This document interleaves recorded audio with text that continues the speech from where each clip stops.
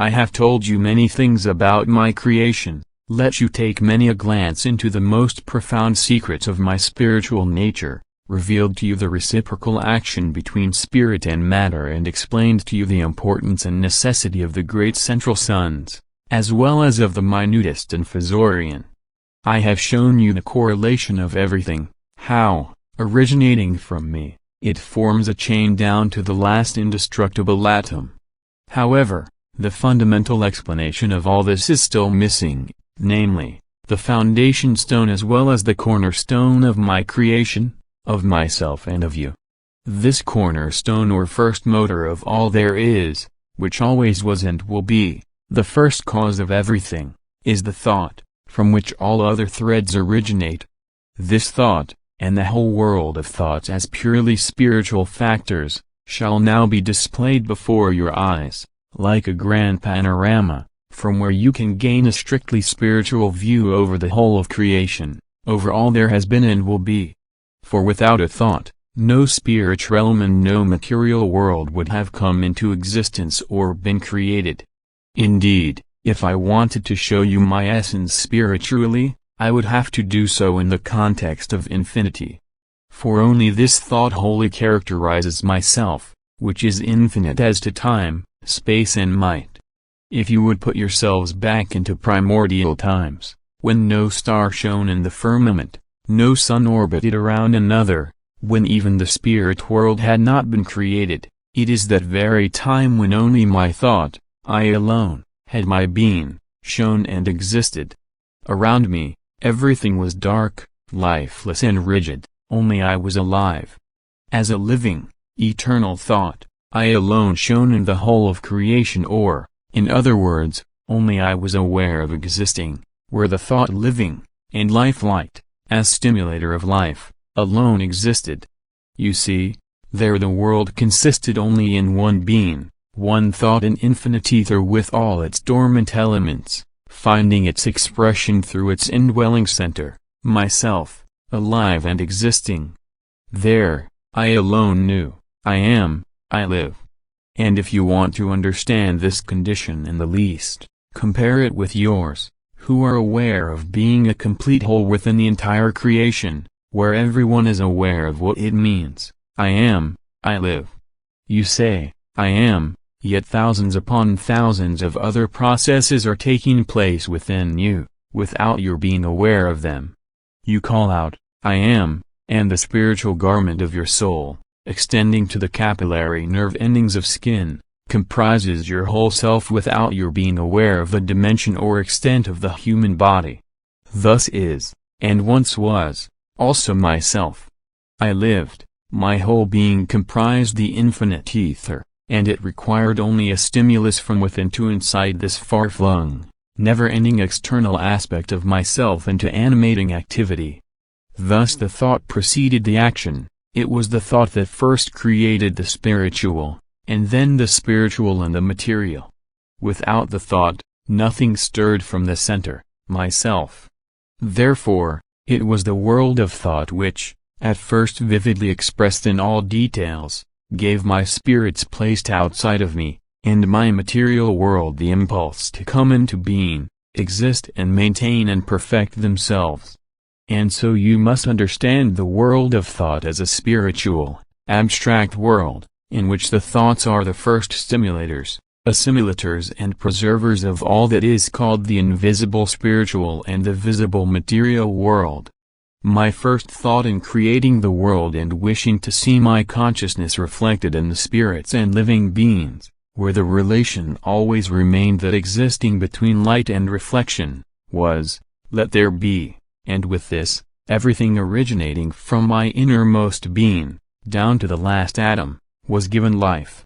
Spiritually and later, materially, the assimilation of that which was compatible began.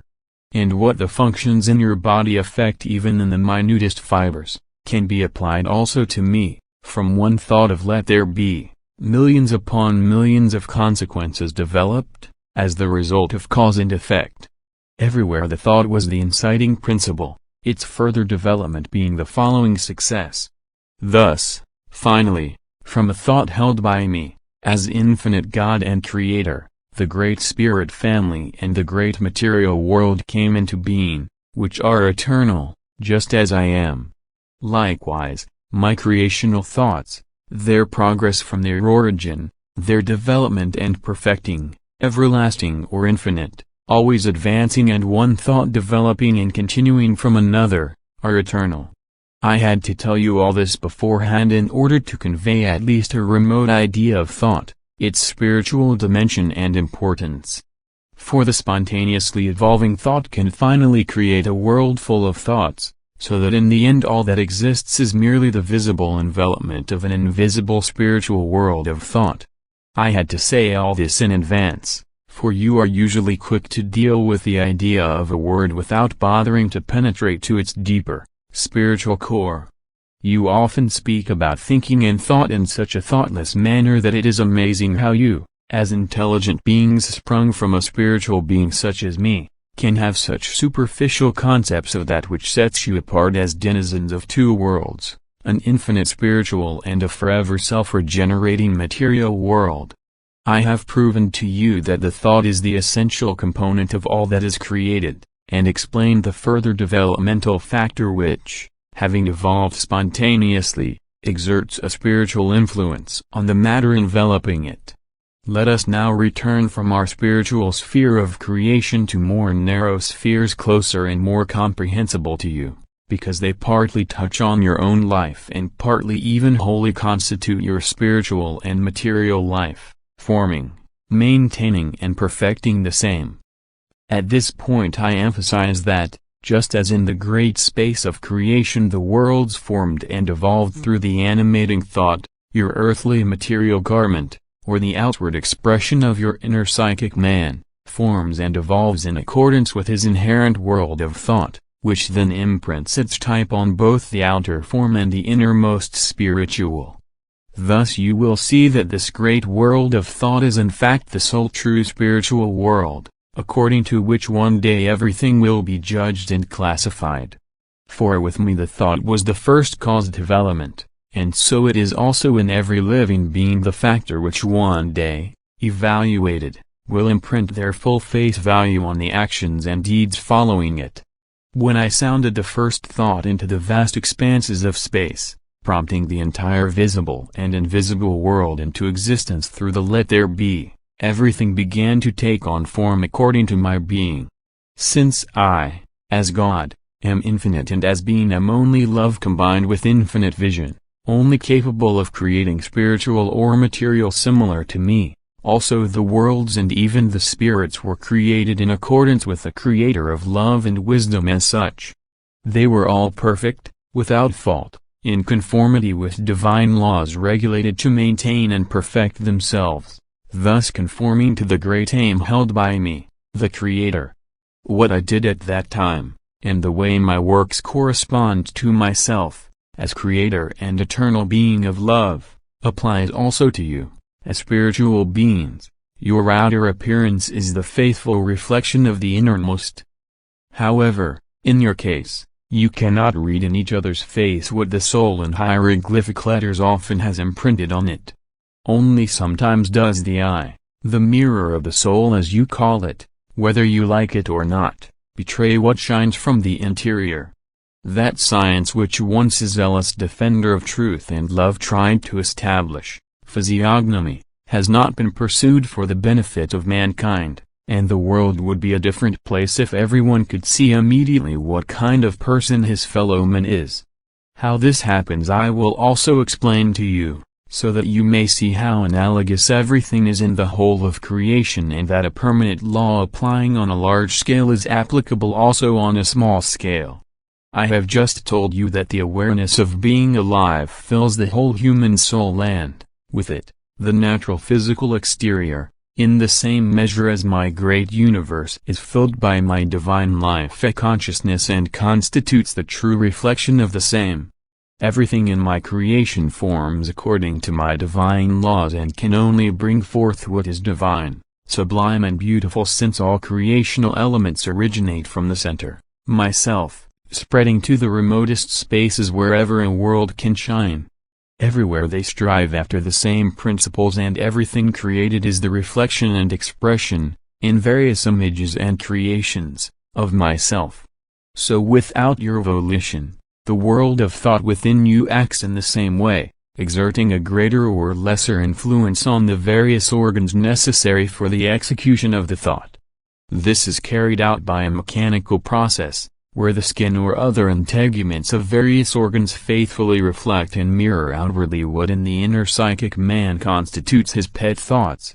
It is through thoughts, or the world of thought, that the mechanical life process is accelerated, retarded, or even destroyed. Depending on the stimulating effect of the thoughts on the nerves, the latter affect the organs that they serve as conductors. Thus also health, sickness, or even death are not a direct result of the disruption of the functions in the human body, but the causative factor behind a healthy or sick body, the maker of a beautiful or ugly exterior, is the fleeting, invisible thought, which makes the nerves tingle and accelerates the processes of elimination or the metabolism.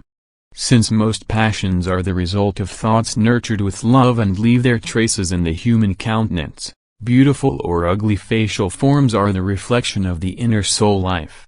You can see what joys, what sufferings originate for man from this imperceptible, yet incessant activity of the inner spiritual life. Conversely, how disturbed vital functions react on the spirit, even clouding it, so that man judges the world, the general situation and himself in a totally different way from how it should be, the consequences being sickness, suffering, stiffness, or even premature death.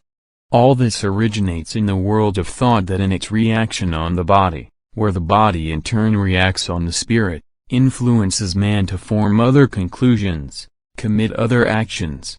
Since everything is spiritually linked, this world of thought exerts an influence on other people, families and nations, where the spiritual results are of a far-reaching effect, particularly when people in power, spiritually sick, bring misery and suffering over whole nations, who do not know why this is so and are oblivious of the fact that a pet idea held by their ruler is undermining his health and forcing him to wrong conclusions, thus spreading untold misery. Then I am usually blamed, whereas all I have to do with it is to turn into good the evil caused by spiritually and physically sick people. When you thus contemplate the whole invisible world of thoughts, what a surging to and fro, a profusion of thought towards good or evil issuing from a single person often spreads to thousands and millions of others. How a stone thrown into a still water forms circles upon circles around it until this movement disturbs the stillness of the water in far distant spots where the smaller denizens of these distant shores are unable to understand or surmise that the reason for the destruction of their dwellings and the death of their young is a stone often wantonly flung far away from them. Thus the ocean of thought is forever surging and flowing. In all living beings thoughts are fermented which rise like bubbles out of still water. Everything thinks, feels, seeks to improve its conditions, its life, everything builds, destroys, makes endeavors, tries to extract from the known the unknown. Therefore, this great world of thought is actually the main factor of my creation. For this world, like mine, is unlimited, eternal and, if circumstances allow it, infinite. Therefore, endeavor to keep a tight train on this spiritual world of thoughts, strive to think only as befits my children. For the thought is the creator of your exterior in this life, and your mark for the beyond. There you will arrive with the result left by the thoughts held by you on your earth. Here it is hidden from you and others, not so there. The exterior is secondary to the innermost, the outward expression being a reflection of the innermost. There are no pretenses possible nor is there any secret before others, every one reads the thoughts in the other and, accordingly, the moral worth or worthlessness of the individual. This world of thought, as the spiritual carrier of matter, is so powerful because it untiringly creates, builds, destroys, changes and transforms, in this way forming a chain. But, seen as a whole, it is of the utmost importance, for, depending on the circumstances, The faint rising and evaporating thought is followed by the deed, the consequences of which are no longer borne by those who think it as individuals, but by the entire spiritual and material world. One cannot visualize infinity better than by imagining it as a world of thought. For all known velocities, all distances and spaces of time disappear when compared with the velocity of thought, with its might and effect, particularly when it is endowed with the former and helped by the latter. Therefore, my children, take good care to walk in the great realm of the world of thought as people worthy of me. Whenever a forbidden thought steals upon you, blot it out or watch it carefully. For it is only a short step between thought and action, and its consequences press heavily upon you, as the originators of the thought.